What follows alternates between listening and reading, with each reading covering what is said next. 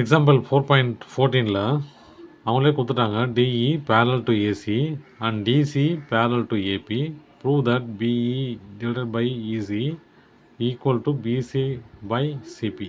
ஓகேவா? இந்த ட்ரையாங்கிள் கொடுத்துருக்குறாங்க. ஏ பி பிஏன்னு ஒரு ட்ரையாங்கிள், இது நடுவில் சின்ன சின்ன கோடு கொடுத்துருக்காங்க. இதெல்லாம் எப்படி ரெண்டாக பிரித்து எழுதியிருக்குன்னு பாருங்கள்.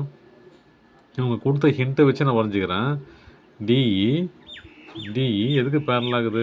ஏசிக்கு பேரல் ஆகுது. அப்போது இந்த பிசிபிங்கிற ஒரு ட்ரையாங்கிளில் ஏசிக்கு டிஇ பேரல் ஆகுது.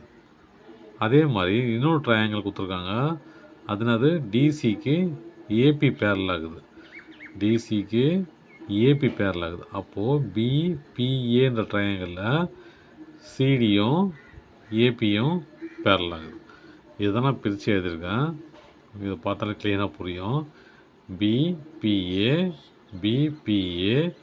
எதுக்கு பேரல் ஆகுது? பிஏ சிடிக்கு பேரல் ஆகுது, சிடி.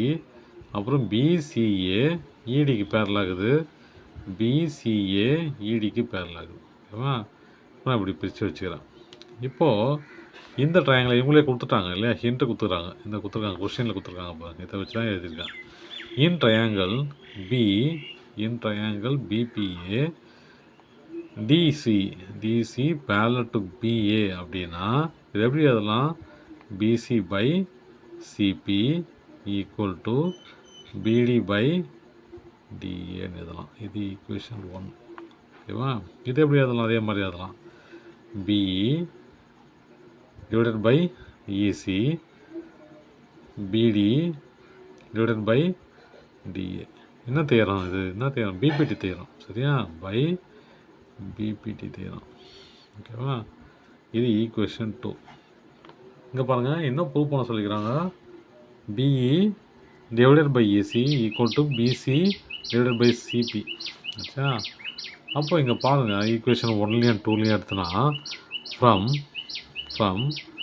1 and 2 we get என்னது?